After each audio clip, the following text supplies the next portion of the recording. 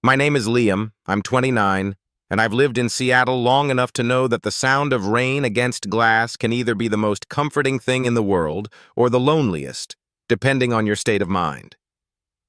On most mornings, as I sat at my kitchen table with a cup of coffee that had gone cold while I stared out at the Puget Sound, it was definitely the latter. The apartment I rented was on the 15th floor of a building in Belltown, all exposed brick and industrial fixtures that the landlord had marketed as urban loft living, but which felt more like expensive emptiness. The view was spectacular.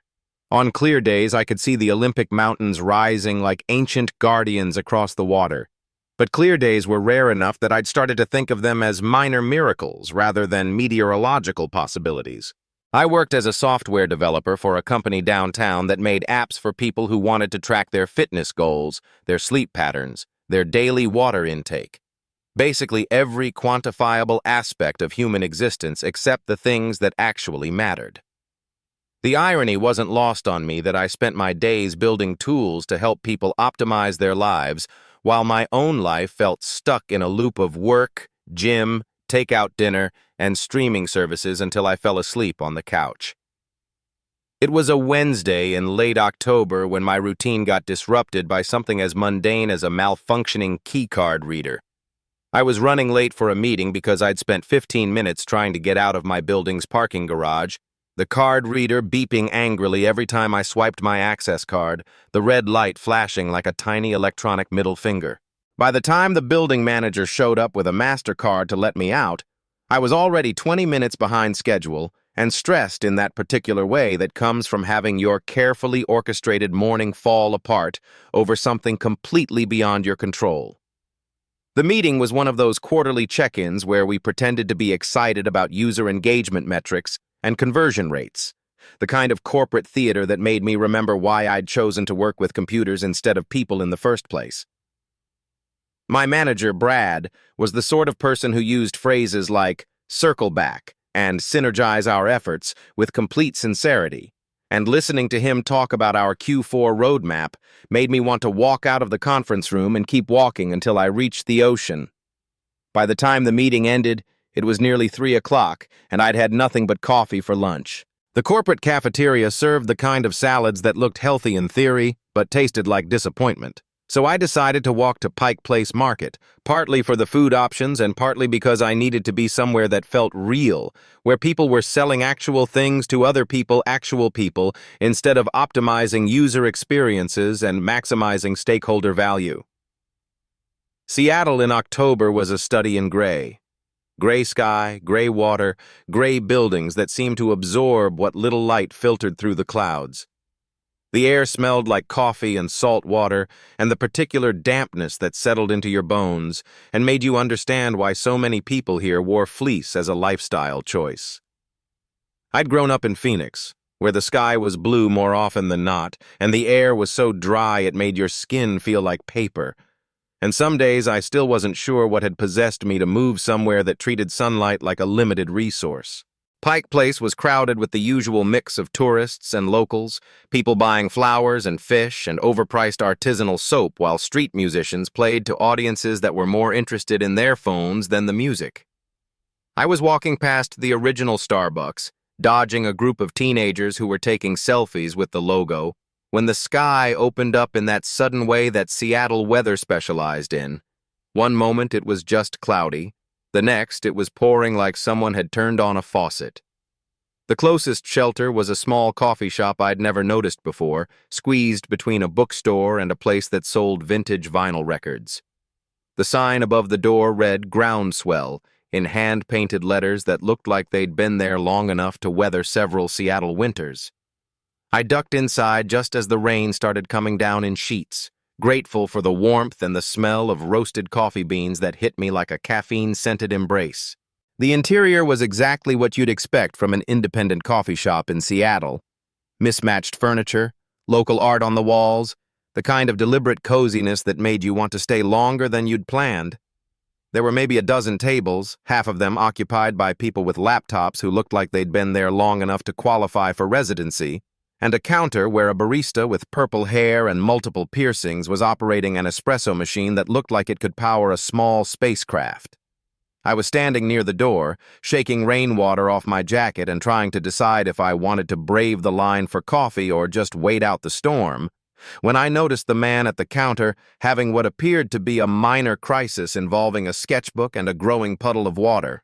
He was tall, maybe 6'1", with sandy brown hair that was still damp from the rain and clothes that suggested someone who spent time outdoors. Worn khakis, a flannel shirt over a t-shirt, boots that had seen actual use.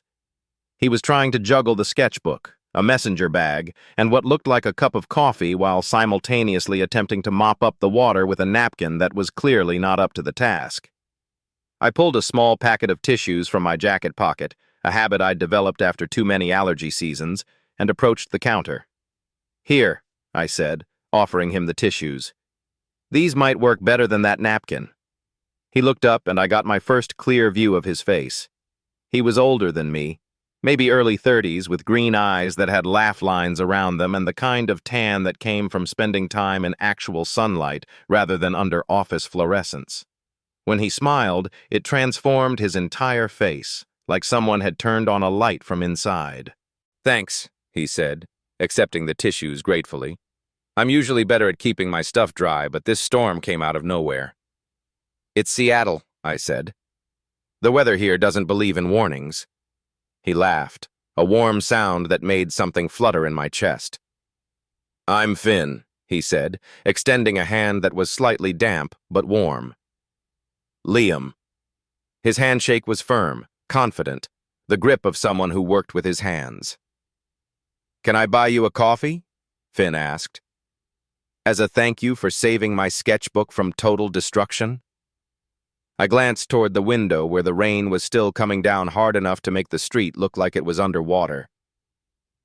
"Sure," I said. "Looks like I'm not going anywhere for a while anyway." We ordered coffee for me, something complicated involving oat milk and cinnamon for him, and found a table near the back of the shop, away from the worst of the crowd. Finn set his rescued sketchbook on the table between us, and I could see that the pages were filled with detailed drawings of fish and marine life, rendered with the kind of precision that spoke of scientific training rather than casual artistic interest. "Marine biology," he explained when he caught me looking. "I spend most of my time on research boats, studying salmon populations in the Sound. The sketching helps me remember details that photos don't always capture." "That's incredible," I said, meaning it. "I can barely draw stick figures." "What do you do?" Finn asked, settling back in his chair with his coffee cradled between his hands. "Software development, much less exciting than marine biology. I spend my days making apps that help people track things they probably don't need to track." "Like what?" "Today I was working on a feature that reminds people to drink water, because apparently we've reached a point as a species where we need our phones to tell us we're thirsty." Finn laughed again, and I found myself wanting to keep saying things that would make him laugh just to hear that sound again. "Well, someone has to keep us hydrated. That's probably more important than whatever I'm doing with fish data." "I doubt that. Fish are important. The ocean is important. What I do is just digital noise, mostly." There was something about the way Finn was looking at me, like he was actually listening instead of just waiting for his turn to talk, that made me want to be more honest than I usually was with people I'd just met. Maybe it was the rain drumming against the windows, creating a cocoon of intimacy in the crowded coffee shop, or maybe it was just that I'd been talking to computers for so long that having a real conversation with a real person felt like a revelation. "Do you like it?" Finn asked. "The work, I mean." The question caught me off guard. "I'm good at it," I said, which wasn't really an answer. "That's not what I asked." I considered this, turning my coffee cup in my hands. "No, I guess I don't like it. I mean, it's fine. It pays well, it's stable, but it doesn't, I don't know. It doesn't feel like it matters." What would matter?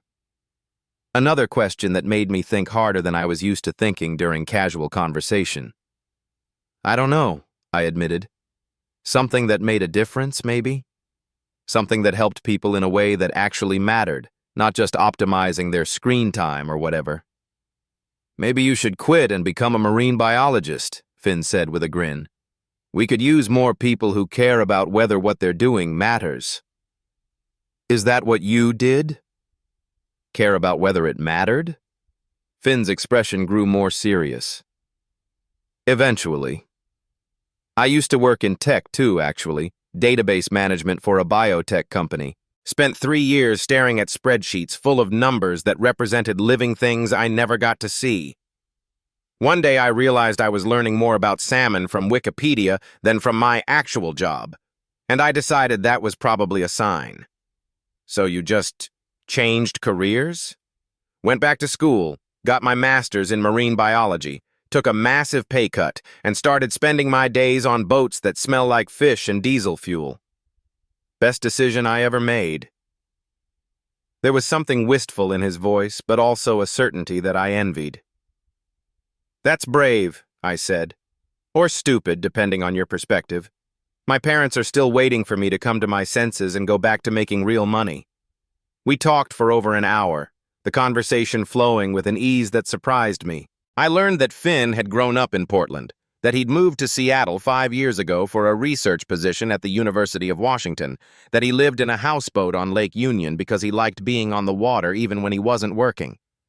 I told him about Phoenix, about the culture shock of moving to a place where the sun was more rumor than reality, about my apartment with its spectacular view that I barely noticed anymore because I was usually too busy staring at code. By the time the rain finally stopped, the coffee shop had mostly emptied out, and I realized I'd been sitting there long enough that my legs had gone slightly stiff. Finn glanced at his watch and made a face. I should probably head home, he said. Early morning on the boat tomorrow, assuming the weather cooperates. Right, I said, trying not to let my disappointment show. Thanks for the coffee. And the conversation. Thank you for the tissues. And the conversation. Finn gathered up his sketchbook and bag, then hesitated. Would you maybe want to do this again sometime? The coffee, I mean. I don't meet many people who are willing to admit they're not passionate about their jobs. I'd like that, I said, probably too quickly. We exchanged numbers, and Finn promised to text me once he figured out his schedule for the week. I watched him walk out into the post-rain afternoon, noting the confident way he moved, the way he paused to hold the door for an elderly woman coming in, the way he turned back to wave at me through the window before disappearing into the crowd. I sat there for another few minutes, ostensibly finishing my coffee but really just processing what had happened. It had been months since I'd had a conversation that long with someone who wasn't a coworker or the guy at the corner store where I bought my groceries. Months since I'd felt genuinely interested in another person's life, or like someone might be genuinely interested in mine. The walk back to my office took me through the market again, past the fish throwers and flower vendors and tourists who were emerging from shops and doorways now that the rain had stopped. The city looked different somehow, cleaner and brighter, like the storm had washed away a layer of urban grime I hadn't realized was there. Or maybe it was just that I was seeing it differently, through eyes that felt more awake than they had in a long time. Finn texted me that evening while I was eating leftover Thai food and half watching a Netflix series I'd already seen twice. Coffee shop rescue mission successful, the message read. Sketchbook survived with minimal water damage. Thanks again for the tissues and the company. I stared at the message for longer than was probably necessary, trying to craft a response that sounded casual but not uninterested, friendly but not overeager. Finally, I settled on, glad the sketchbook made it. Let me know when you want to risk another Seattle downpour. His response came back almost immediately. How about Saturday afternoon? There's supposed to be a break in the rain, and I know a place with better backup napkins.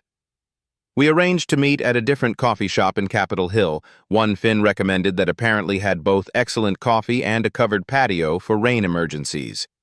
I spent the rest of the week looking forward to Saturday with an intensity that surprised me. checking the weather forecast obsessively and trying on different combinations of clothes that might strike the right balance between casual and making an effort. Saturday arrived gray and drizzly, which in Seattle terms counted as partly sunny.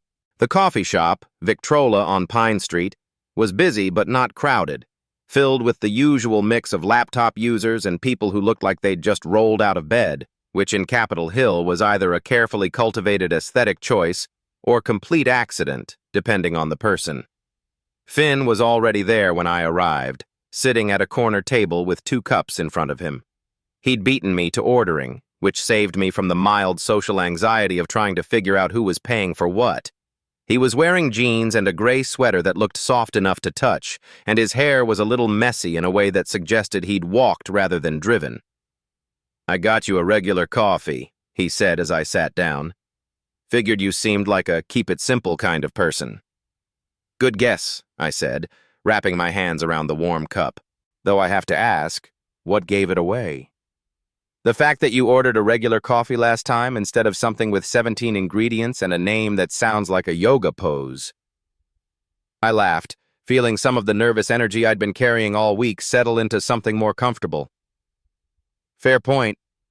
I've never understood the appeal of drinks that require a manual to order." "It's performance," Finn said. "People want their coffee order to be a statement about who they are or who they want other people to think they are." "And what does my regular coffee say about me?" "That you're confident enough not to need your beverage choice to be interesting." It was a compliment, I thought, though delivered with enough of a smile that it didn't feel like he was taking himself too seriously. "What does your oat milk cinnamon whatever say about you?" "That I have lactose intolerance and a weakness for things that taste like cookies." We fell into conversation as easily as we had the previous week, but this time there was less of the getting-to-know-you awkwardness and more of the comfortable back and forth that comes when you've already established that you enjoy each other's company. Finn told me about his week on the research boat, about the salmon counts they were doing and the way the fish moved through the water like silver shadows, too fast for the eye to really track, but somehow captured perfectly in his sketches. I told him about my week at the office, about Brad's latest enthusiasm for agile methodology and the way my coworkers communicated primarily through Slack messages that could have been emails, that could have been brief conversations, that could have been left unsaid entirely. "Do you ever think about leaving?" Finn asked, the same question I'd been asking myself with increasing frequency. "All the time," I admitted. "But leaving for what?" "I don't have a marine biology degree to fall back on." "You don't need a degree to leave something that's making you miserable. You just need to be more afraid of staying than of going." There was something in the way he said it that made me think he was speaking from experience. But before I could ask, he changed the subject, asking about the book I was carrying. A paperback copy of something by Ursula K. Le Guin that I'd been trying to read for months, but kept getting distracted from. "Science fiction?" Finn asked, looking genuinely interested rather than politely dismissive, which was the reaction I usually got when people noticed my reading choices. "Fantasy, technically, though Le Guin doesn't really fit into easy categories. She writes about how societies work, how people relate to each other and to the places they live. It's more anthropology than space opera." "That sounds fascinating. I mostly read nonfiction, research papers, books about ocean ecology, that kind of thing. Sometimes I feel like I'm missing out on stories that aren't true."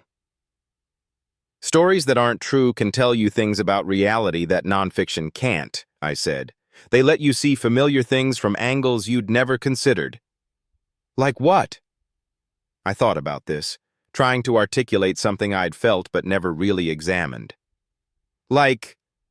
Okay, Le Guin has this book where she imagines a society where people don't have fixed gender. Everyone is basically androgynous most of the time, and only becomes male or female during certain biological cycles.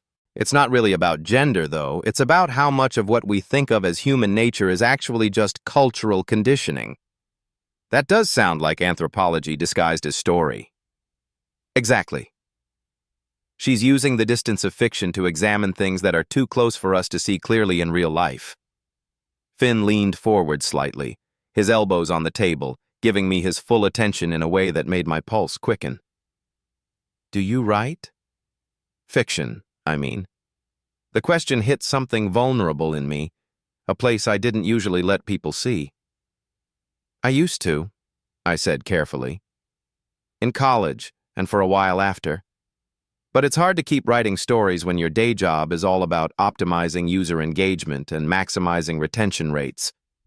After a while, you start thinking about everything in terms of metrics. What kind of stories did you write?" "Quiet ones, mostly. About people who felt disconnected from the world around them, who were trying to figure out how to belong somewhere." I paused, realizing how revealing that probably sounded. Not very exciting, in other words. "The best stories are about people trying to figure out how to belong," Finn said gently. "That's the most universal human experience there is." Something about the way he said it, without judgment or the polite interest that most people showed when I mentioned writing, made me want to tell him more. But before I could figure out how to continue the conversation without revealing too much about my own sense of disconnection, he glanced at his watch. "Would you want to take a walk?" he asked. The rains stopped, and I know a place with a good view of the water. We left the coffee shop and walked through Capitol Hill, past the vintage stores and record shops and restaurants that were just starting to serve the early dinner crowd. Finn seemed to know the neighborhood well, pointing out places he'd been and telling small stories about the area, the bookstore where he'd once spent an entire afternoon reading about whale migration, the bar where he'd celebrated getting his current job, the corner where he'd witnessed a proposal that had gone spectacularly wrong when the woman said no loud enough for half the block to hear. "Have you lived in this neighborhood?" I asked as we walked down Pine Street toward the water. "For about 2 years, after I first moved here." "I had a studio apartment above that Ethiopian restaurant," he said, pointing to a building with colorful murals painted on the exterior walls. "Best food in the city, but the smell of Burberry spice gets into everything. I had to wash my clothes twice to get the scent out." "What made you move to the houseboat?" "I missed being on the water." When I was growing up in Portland, my family had a cabin on the coast, and I spent every summer there. There's something about the sound of water that makes everything else feel less urgent. We reached a small park overlooking Elliott Bay, where a few benches faced west toward the Olympics. The mountains were mostly hidden behind clouds, but you could see their outline like a promise of something larger than the city and its daily concerns. Finn led me to a bench near the edge of the park, where we could see the ferries crossing the Sound and the container ships moving slowly toward the port. "This is nice," I said, settling onto the bench beside him. We were sitting closer than we had at the coffee shop, close enough that I could smell his cologne, something clean and woody that reminded me of hiking trails rather than department stores. "I come here sometimes when work gets frustrating," Finn said. "It helps to remember that there's a whole world out there that doesn't care about research grants or publication deadlines or whether the salmon counts match the projections." "What's frustrating about marine biology?" "I would have thought studying fish would be pretty peaceful." Finn laughed, but there was an edge to it. "You'd be surprised. There's just as much politics and bureaucracy as any other job. Maybe more, because the funding is always uncertain and everyone's competing for the same grants. Plus, the work itself can be depressing, honestly. You spend your time documenting the decline of ecosystems that have existed for thousands of years, watching species disappear, trying to measure the rate of destruction so you can write papers that most people won't read about problems most people don't want to think about." There was pain in his voice, and I found myself wanting to comfort him in some way, though I wasn't sure how. "But it matters," I said. "What you're doing matters, even if it's difficult." "Does it, though?"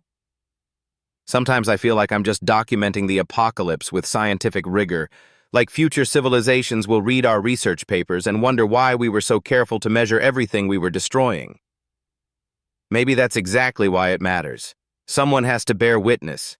Someone has to care enough to pay attention, even when it's painful." Finn turned to look at me, and there was something in his expression that made my breath catch. "Is that what your stories were about? Bearing witness?" The question was so perceptive that it made me uncomfortable. Maybe. I never thought about it that way, but maybe. You should start writing again. I don't know what I'd write about. Write about this, Finn said, gesturing toward the water, the city, the space between us on the bench. Write about people trying to figure out how to connect with each other in a world that seems designed to keep us isolated.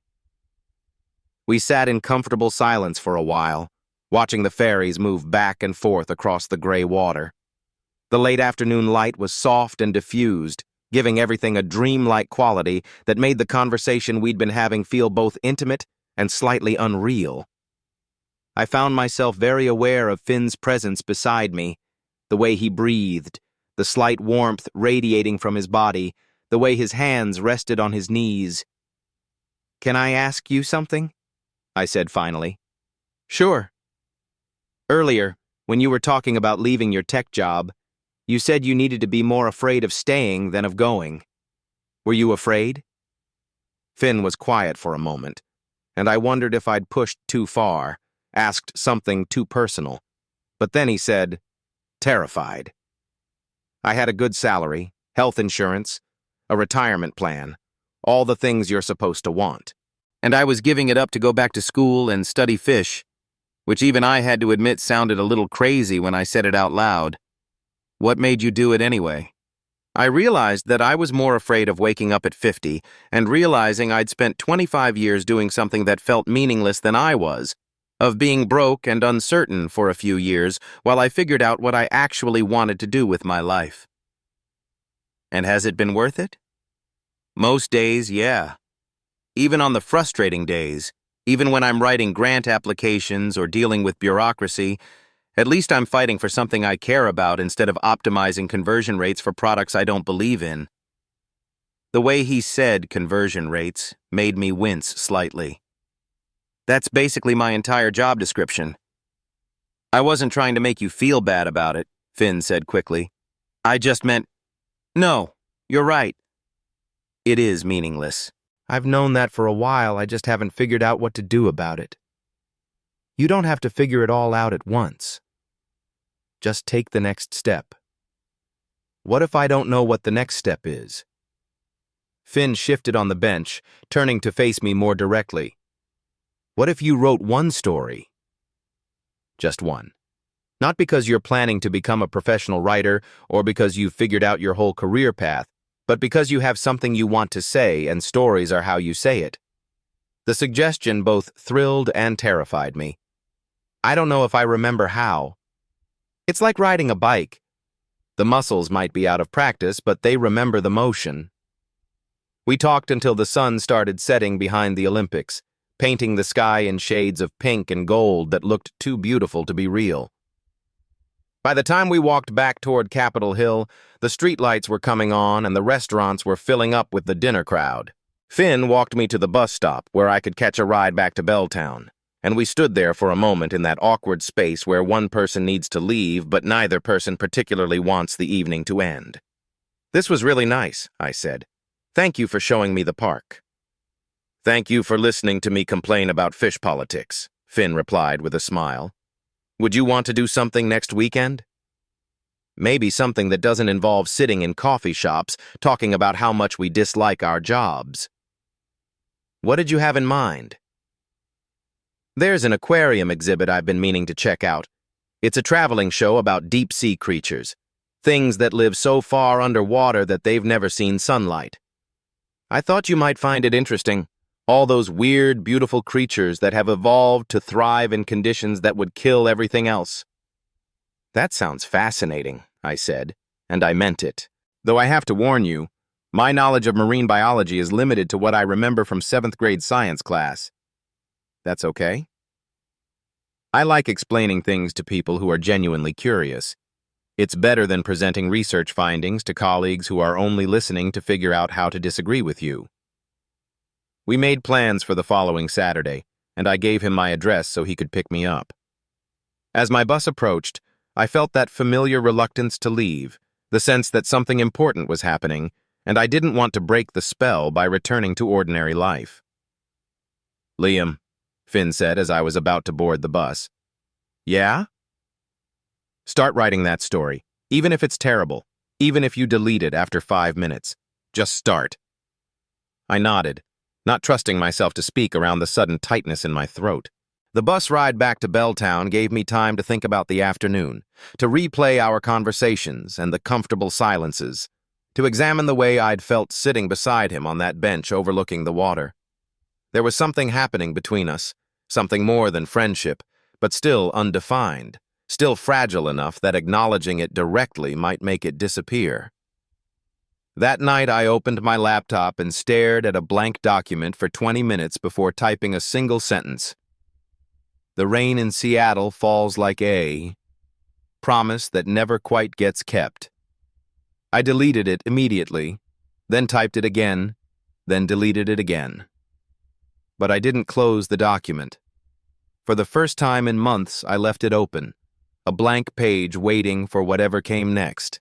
The week passed slowly, each day dragging with the particular weight that comes when you're looking forward to something specific. I found myself thinking about Finn at odd moments, during meetings while I was coding, as I rode the elevator up to my apartment each evening. I wondered what he was doing on his research boat, whether he was sketching the fish he saw or just collecting data, whether he thought about our conversations the way I did. Friday evening, as I was getting ready for bed, my phone buzzed with a text from him. "Looking forward to tomorrow," it read. "Fair warning. I tend to get overly enthusiastic about sea creatures. Feel free to tell me to shut up if I start lecturing you about bioluminescence." "I'm looking forward to it too," I replied, "and I promise to ask questions if the marine biology gets too advanced for me." Saturday morning arrived crisp and clear, the kind of October day that reminded you why people moved to the Pacific Northwest despite the reputation for constant rain. I'd spent more time than I cared to admit choosing what to wear, finally settling on jeans and a button-down shirt that I hoped struck the right balance between casual and caring about my appearance. Finn arrived at exactly the time he'd said he would, driving a hybrid that looked like it had been chosen more for fuel efficiency than style. He was wearing dark jeans and a green sweater that brought out his eyes, and when he smiled at me through the passenger window, I felt that familiar flutter of excitement mixed with nervousness. "Ready for some deep-sea education?" he asked, as I got into the car. "Ready as I'll ever be. Though you should probably know that I'm one of those people who asks a lot of questions. It's how I learn things." "Perfect. I'm one of those people who likes answering questions about things I'm passionate about. We should get along fine." The Seattle Aquarium was busier than I'd expected for a Saturday morning, filled with families and couples and groups of teenagers who seemed more interested in taking selfies with the fish than actually looking at them. But the temporary exhibit on deep-sea creatures was housed in a separate wing that was quieter, dimmer, designed to simulate the perpetual twilight of the ocean depths. The first display case held creatures that looked like they'd been designed by someone with a very strange imagination. Fish with transparent heads, jellyfish that glowed like living lanterns, octopuses with arms that seemed to move independently of any central plan. Finn stood beside me as we moved from case to case, providing commentary that was both scientifically accurate and genuinely enthusiastic. "Look at this guy," he said, pointing to a fish that was all mouth and teeth, with a lure extending from its forehead like a biological fishing rod. "It's an anglerfish, lives about a mile underwater, where there's no sunlight at all. That light on its head? That's bioluminescence, bacteria that have evolved to glow, creating light where none should exist." "How does that work?" I asked, genuinely curious. "Chemical reaction. The bacteria produce a compound called luciferin, which reacts with oxygen to create light with almost no heat. It's incredibly efficient, much more so than any light bulb humans have ever invented." As he explained the science, I found myself watching his face as much as the fish. There was something beautiful about the way he lit up when he talked about things he cared about, the way his hands moved as he described complex biological processes, the way he seemed to forget about everything else in the world except the wonder of what we were looking at. "You really love this," I said as we moved to the next display. I do. I know it probably seems weird, getting excited about fish that most people will never see, but there's something amazing about the fact that life found a way to thrive in the most hostile environment on Earth. No light, crushing pressure, near-freezing temperatures, and yet these creatures have evolved to be perfectly adapted to conditions that would kill us instantly. It's not weird, I said. It's inspiring. The way you talk about it makes me want to understand it better. We spent 2 hours in the exhibit, Finn patiently answering my questions about bioluminescence and pressure adaptation and the food chains that existed in the deep ocean. By the time we emerged back into the main aquarium, I felt like I'd been given a crash course in a world I'd never imagined, full of creatures that seemed too strange to be real but too beautiful to be fiction. Thank you, I said as we walked through the tropical fish section. That was incredible. I had no idea there was so much life in the deep ocean. Most people don't. We know more about the surface of Mars than we do about the deep sea. There are probably thousands of species down there that we've never discovered. Entire ecosystems that exist in complete isolation from everything we think of as normal life. And that's what you study? Those ecosystems? Not quite. I focus on salmon, which are much closer to the surface and much less mysterious, but the principles are the same, understanding how life adapts to specific environments, how ecosystems function, how human activity affects the balance. We left the aquarium and walked along the waterfront, past the piers where tourists boarded boats for harbor tours and street performers played for tips. The afternoon was warm enough that we could sit outside, and Finn suggested a cafe with tables overlooking Elliott Bay. Can I ask you something? I said once we'd settled at a table with coffee and pastries that were probably overpriced but tasted worth it. Of course. Earlier, when you were talking about leaving your tech job, you mentioned being afraid of staying versus afraid of going. Have you ever been in a situation where you were afraid of both? Finn was quiet for a moment, stirring sugar into his coffee with more attention than the task required. You mean, like being afraid to stay in something that isn't working, but also afraid to leave it? Yeah. Like being stuck between two kinds of fear. All the time, Finn said softly. That's basically the story of my last relationship. It was the first time he'd mentioned having been in a relationship, and I felt a complicated mix of curiosity and something that might have been jealousy. What happened? His name was Marcus. We were together for 3 years, lived together for 2 of them. He was... You don't have to go yet, if you don't want to. The words hung between us like morning mist over Elliott Bay, soft and ephemeral but somehow changing the entire landscape of the moment. I stood there in the doorway of Finn's Capitol Hill apartment, my hand frozen on the doorknob, raindrops from my jacket pattering onto his hardwood floor. Through the window behind him, I could see the city lights blurred by the steady drizzle that had been Seattle's constant companion for the past 3 days. We'd spent the evening looking through his marine biology field journals, page after page of careful sketches and observations, jellyfish rendered in watercolor, notes about tidal patterns written in his precise handwriting. It was supposed to be casual, just 2 friends sharing stories about work. But somewhere between his explanation of bioluminescent plankton and my confession that I sometimes coded late into the night just to avoid the silence of my apartment, the air had shifted. Grown thicker, more charged. Now Finn was looking at me with those sea-green eyes, and I could see something vulnerable there, something that made my chest tight with recognition. He was leaning against the doorframe, still holding one of his sketchbooks, and there was paint under his fingernails, cerulean blue, the same shade he'd been using to capture the color of deep water. I mean, he added quickly, running his free hand through his dark hair. The rain's getting worse. And you hate driving in weather like this. He wasn't wrong.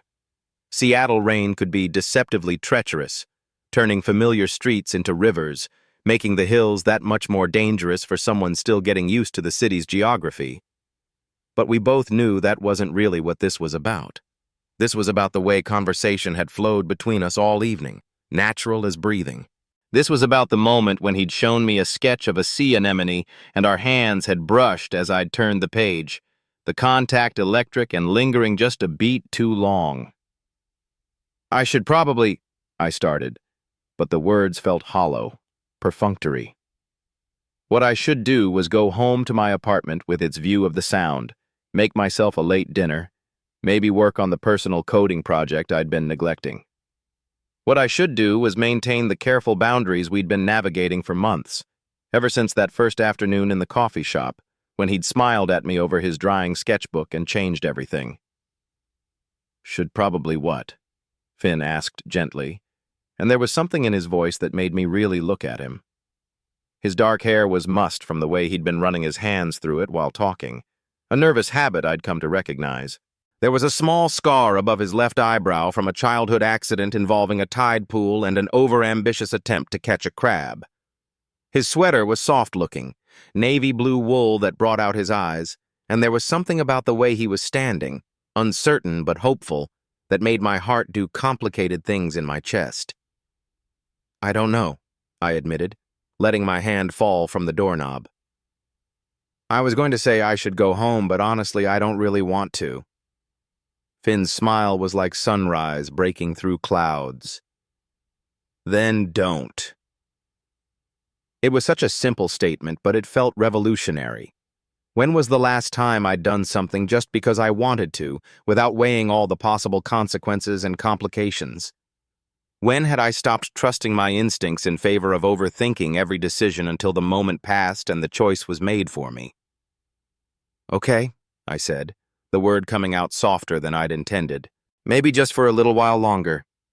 Finn stepped back from the doorway, making room for me to return to his living space, and I caught a whiff of his scent as I passed, something clean and slightly salt-tinged, like ocean air and the particular brand of soap he used.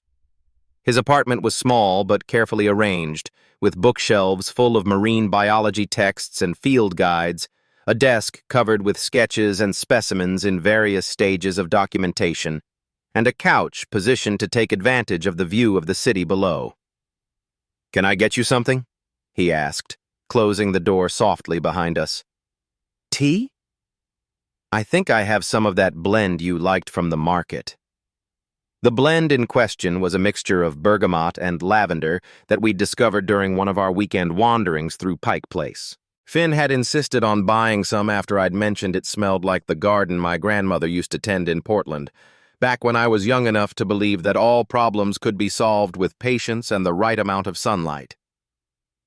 "That sounds perfect," I said, settling back onto his couch, which was covered with a throw blanket that looked hand-knitted, probably by someone who cared about him enough to spend hours creating something just for his comfort. While Finn moved around his small kitchen, I let myself really absorb the details of his space. There were photographs pinned to a corkboard near his desk, images of research boats and underwater scenes, colleagues in diving gear grinning at the camera, sunset shots taken from what looked like the deck of a ferry. But there were also more personal touches.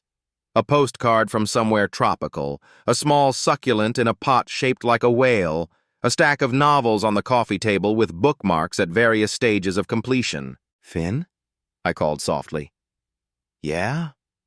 His voice came from the kitchen, along with the sound of water boiling and cups being arranged.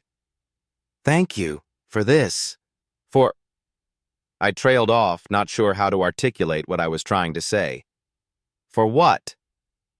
"For making it okay to stay."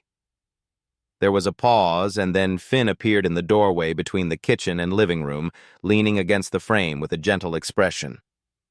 "Liam, you never need permission to stay. Not here. Not with me." The words hit me harder than they should have, probably because they addressed something I hadn't even realized I'd been carrying around. The sense that I was always imposing, always taking up space in other people's lives without offering enough in return. My ex, Marcus, had been particularly good at making me feel like my presence was a favor he was granting rather than something he genuinely wanted. It had taken months after our breakup to recognize how that kind of subtle manipulation had shaped the way I moved through the world, always apologizing for existing, always ready to make myself smaller to accommodate someone else's comfort. I'm not used to that, I admitted. To someone actually wanting me around without conditions or expectations. Finn's expression shifted, becoming more serious. He abandoned his post in the doorway and came to sit beside me on the couch, close enough that I could see the flecks of gold in his green eyes. Marcus really did a number on you, didn't he? It wasn't the first time Finn had mentioned my ex, but it was the first time he'd done it with such directness. Usually we danced around the subject of our past relationships, acknowledging their existence without delving too deeply into the damage they'd left behind. Yeah, I said quietly. He had this way of making everything feel conditional, like his affection was something I had to earn on a daily basis, and if I didn't perform well enough, if I wasn't attentive enough or interesting enough or whatever enough, then I'd lose access to it. Finn was quiet for a moment, and I could see him processing what I'd said, connecting it to things I'd mentioned before, my tendency to over-apologize, the way I sometimes seemed surprised when plans we'd made actually happened, my habit of checking and double-checking that he actually wanted to spend time together. That sounds exhausting, he said finally. It was. I didn't realize how exhausting until it was over and I could finally breathe again. I looked at him, taking in the way the lamplight caught in his hair, the genuine concern in his expression. What about you? With David? Finn's jaw tightened almost imperceptibly, the way it always did when his ex came up in conversation. David had been a different kind of toxic, not neglectful like Marcus, but controlling in ways that were harder to name and identify until you were deep enough in the relationship that extraction felt impossible. David was... Finn paused, searching for words. He was intense. Everything had to be his way, his timeline, his vision of how our life should look. If I wanted to go out with friends, he'd find reasons why it was a bad idea. If I got excited about a research opportunity that would take me away from the city for a few weeks, he'd remind me how much he'd miss me, how hard it would be for him, until I felt guilty for even considering it. That's awful. The worst part was that he framed it all as love.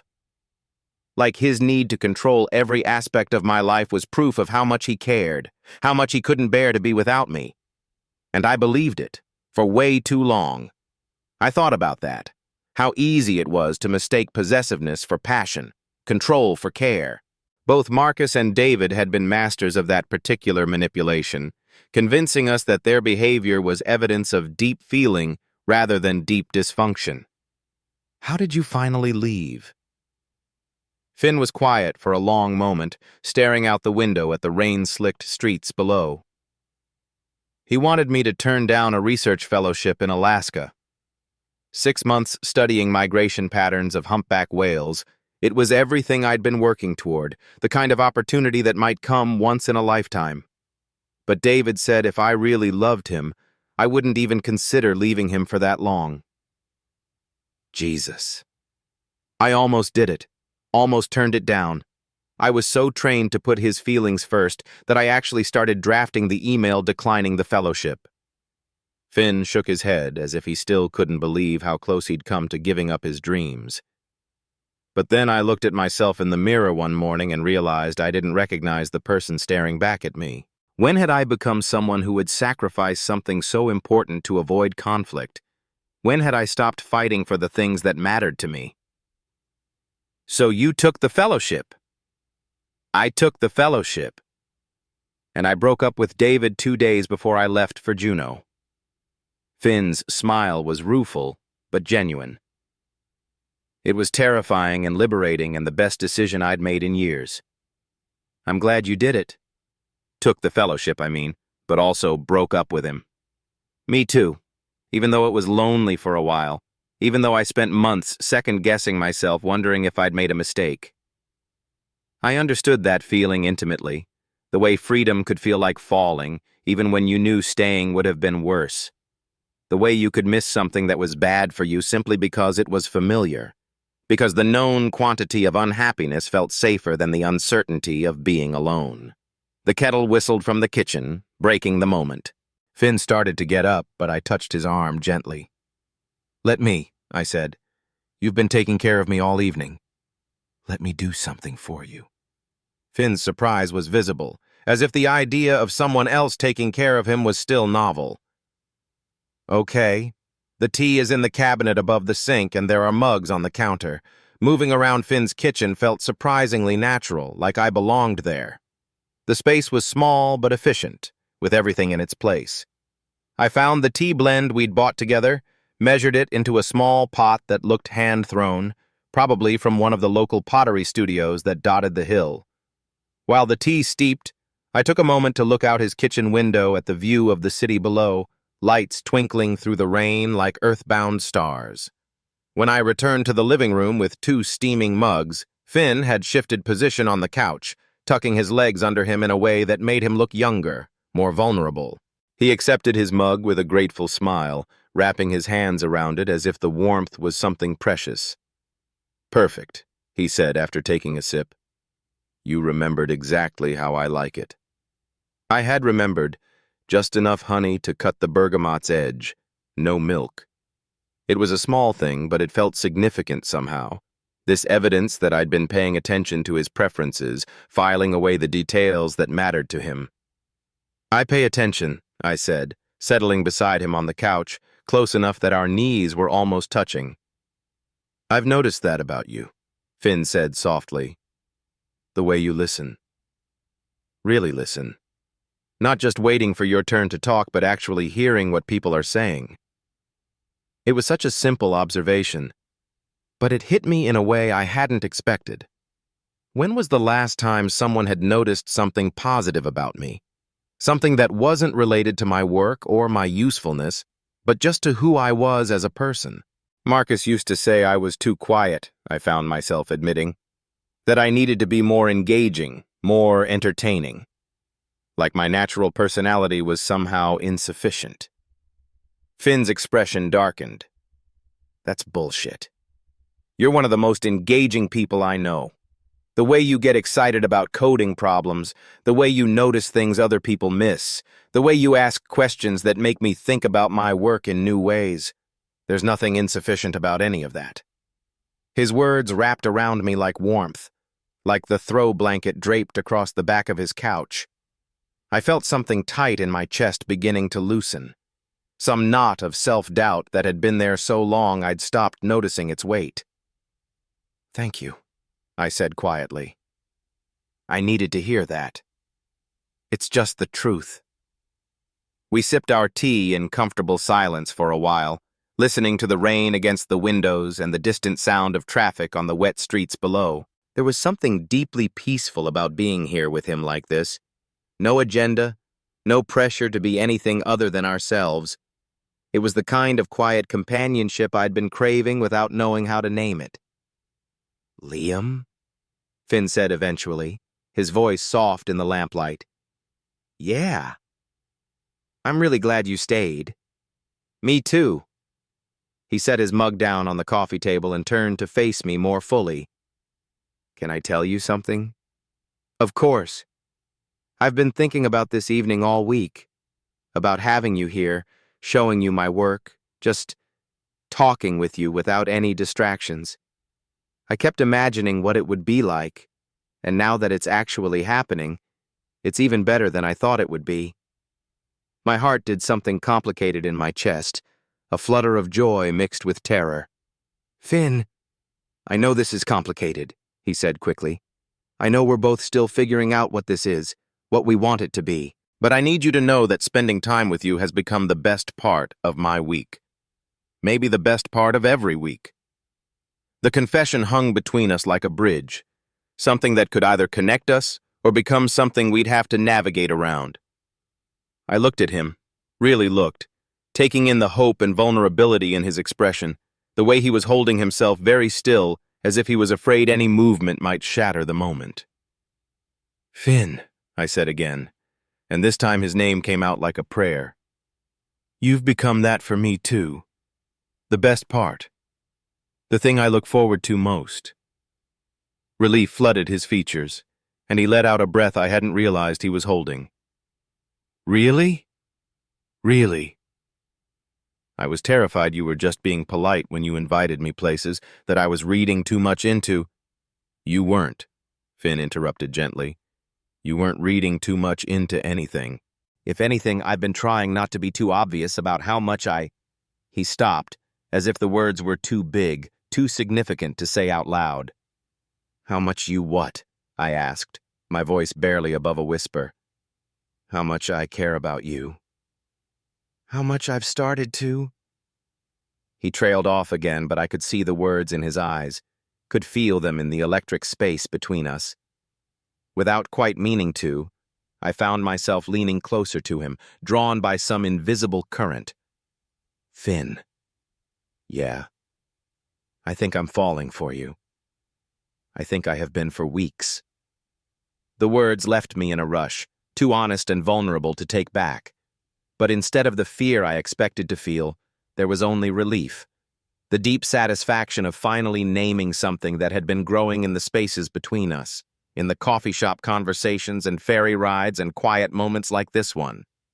Finn's eyes widened, and for a moment, I wondered if I'd said too much, moved too fast, crossed a line we weren't ready to cross. But then his hand was reaching for mine, fingers intertwining with a naturalness that felt like coming home. I'm falling for you too, he said, his voice thick with emotion. God, Liam, I'm so far gone I don't even know how to measure it. The admission broke something open in my chest, some last wall I'd been maintaining between friendship and something deeper. I could feel tears threatening, not from sadness but from the overwhelming relief of being seen, being wanted, being met exactly where I was. Can I started, then stopped, suddenly unsure. Can you what? Can I touch you? I mean, can I gestured helplessly, not sure how to ask for what I wanted without presuming too much. Instead of answering with words, Finn scooted closer to me on the couch, close enough that I could see the individual lashes framing his eyes, could count the freckles scattered across his nose. His free hand came up to cup my face, thumb brushing across my cheekbone with infinite gentleness. Is this what you wanted? He asked, softly. Part of it, I managed, leaning into his touch. What's the rest? Instead of answering, I let my own hand come up to mirror his gesture, palm warm against his jaw. His skin was slightly rough with day-old stubble, and he smelled like tea and rain, and something that was uniquely him. We stayed like that for a moment, just looking at each other, both of us seeming to understand that we were standing at the edge of something significant. Liam, Finn whispered, and there was a question in the way he said my name. Yeah? Can I kiss you? The words sent electricity through every nerve ending. I'd been imagining this moment for weeks, wondering what it would feel like, whether the reality could possibly live up to the anticipation that had been building every time we sat close together, every time our conversation veered toward something more intimate than friendship. Please, I breathed, and it came out like a confession. Finn leaned forward slowly, giving me time to change my mind, to pull away, to decide this was happening too fast. But I didn't want to pull away. I wanted to lean into this, into him, into whatever we were becoming. When his lips met mine, it was soft, tentative, a question being asked and answered. He tasted like bergamot and honey and something that was uniquely him, and I felt my eyes flutter closed as every sense seemed to sharpen at once. The kiss deepened gradually, naturally, my hand sliding into his hair while his arm wrapped around my waist, pulling me closer. I could feel his heart racing against my chest, could hear the small sound he made when I traced my tongue along his lower lip, could smell his shampoo and the lingering scent of salt air that seemed to follow him everywhere. When we finally broke apart, we were both breathing hard, our foreheads resting together while we tried to process what had just happened. Wow, Finn breathed, his eyes still closed. Yeah, I agreed, because I couldn't think of anything more eloquent to say. My entire world had just shifted on its axis, and I was still trying to find my equilibrium. That was... Finn opened his eyes, and I could see wonder there, and something that looked like gratitude. That was everything I hoped it would be. And more, I added, which made him smile, the kind of smile that transformed his entire face. We stayed like that for a while, just holding each other and marveling at the fact that we'd finally crossed this line we'd been approaching for months. Everything felt different now. The air between us, the weight of our joined hands, the way the lamplight seemed to make everything golden and soft. "What happens now?" I asked eventually, voicing the question that had been growing in the back of my mind. "I don't know," Finn admitted, his thumb tracing patterns on the back of my hand. "But I'd like to find out, with you." Even though we're both still figuring out how to do this, how to be with someone again? "Especially because of that," Finn said firmly. "We both know what we don't want. We've both learned the hard way what unhealthy looks like. Maybe that gives us a better chance of building something real." I thought about that, about how our shared experience of difficult relationships might actually be a strength rather than a liability. We both knew the warning signs, both understood the importance of maintaining our own identities within a partnership. Maybe that knowledge, hard-won as it was, could help us create something better. "I'd like that," I said, surprised by how certain I sounded. "I'd like to try, with you." Finn's response was to kiss me again, longer this time, with more confidence. I felt myself melting into him, into the warmth of his apartment and the steady sound of rain against the windows and the incredible rightness of being here with him like this. When we broke apart this time, Finn settled back against the arm of the couch and pulled me with him, so I was half lying against his chest, my head tucked under his chin. It was the most natural thing in the world to curl into him, to let my hand rest flat against his chest, where I could feel his heartbeat gradually slowing. "This is nice," I murmured against his collarbone. "Yeah, it is." His fingers were playing with my hair, a gentle, absent-minded gesture that made me feel like I could stay here forever. "You know, I've been thinking about this for weeks. What it would be like to hold you like this." "Really?" "Really. Every time we said goodbye, every time I watched you walk away, I wondered what it would be like if you didn't have to leave." I tilted my head to look at him, taking in the soft expression on his face, the way the lamplight caught in his dark hair. What if I didn't have to leave tonight? The question hung between us, loaded with possibility and implication. Finn's hand stilled in my hair, and I could see him processing what I was asking, what it might mean. "Are you asking to stay?" he said quietly. "I think I am. If that's okay. If you want me to." "Liam," Finn said, and there was something almost reverent in the way he said my name. "Of course I want you to stay. I want that more than I know how to say." "Then I'll stay." It was such a simple decision, but it felt momentous. The choice to spend the night here, to wake up together, to see what the morning brought. We weren't talking about sex, necessarily, though the possibility hummed between us like an electric current. We were talking about intimacy in its purest form, the willingness to be vulnerable, to let someone see us in sleep, to trust enough to let our guards down completely. "The couch pulls out," Finn offered. "It's actually pretty comfortable." "Or," I said, my heart hammering against my ribs, "I could stay with you." "In your bed, I mean. Just to sleep, just to be close." Finn's breath caught, and I could see the same mixture of desire and nervousness in his expression that I was feeling. "Are you sure?" "I'm sure. If you are." "I'm sure," he said immediately. More sure than I've been about anything in a long time. We untangled ourselves slowly, reluctant to break the spell of closeness we'd woven on the couch. Finn led me down the short hallway to his bedroom, which was small and cozy, with a queen bed covered in soft-looking blankets and a window that offered another view of the city lights scattered below us like fallen stars. "I can find you something to sleep in," Finn offered, suddenly seeming nervous again. "A t-shirt or something." "That would be great," I said, though what I was really thinking was how domestic this felt.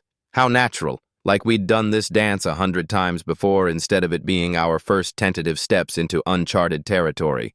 Finn rummaged through his dresser and emerged with a soft cotton t-shirt and a pair of boxers. "These should fit okay. Bathroom's just across the hall if you want to get changed." The t-shirt smelled like him, clean and slightly salt-tinged, and it was long enough to be decent, but fitted enough to suggest the shape of his body underneath. When I returned to the bedroom, Finn was already under the covers, wearing a tank top and what looked like soft pajama pants. He'd left the bedside lamp on, casting everything in warm, golden light. "Hi," he said softly, as if we hadn't been talking just moments before. "Hi," I replied, suddenly feeling shy. This was different from the intimacy of the couch, more intentional, more significant. This was choosing to share a bed, choosing to wake up together, choosing to take this next step into whatever we were becoming. "Come here," Finn said gently, lifting the edge of the blankets in invitation. I slid under the covers beside him, immediately aware of the warmth of his body, the way the mattress dipped slightly under our combined weight. For a moment we just lay there, side by side, both of us seeming to adjust to the novelty of sharing this space.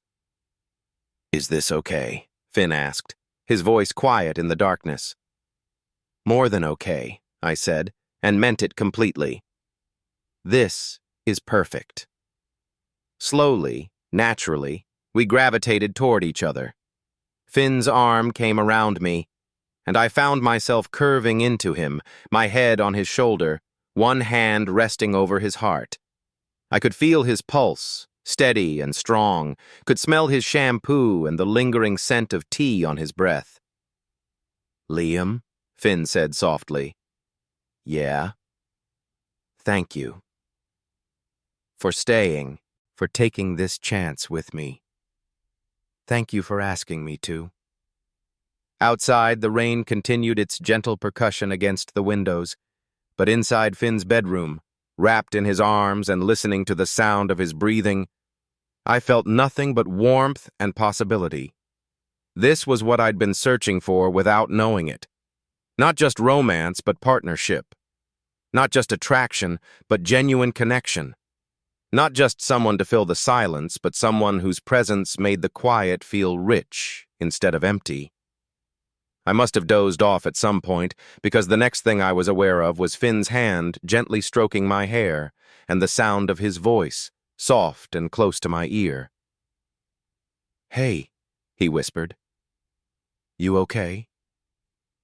I opened my eyes to find the room darker than before, the lamp having been turned off at some point while I slept. The only light came from the city below, filtering through the curtains and casting everything in a soft, silver glow. "I'm perfect," I said, and realized I meant it more than I'd meant anything in a long time. "What time is it?" "Late, or early, depending on how you look at it. The rain stopped about an hour ago." I could hear that he was right. The gentle percussion against the windows had ceased, leaving behind the kind of crystalline quiet that follows a Seattle storm. But I felt no urgency to check the time, no anxiety about what tomorrow would bring.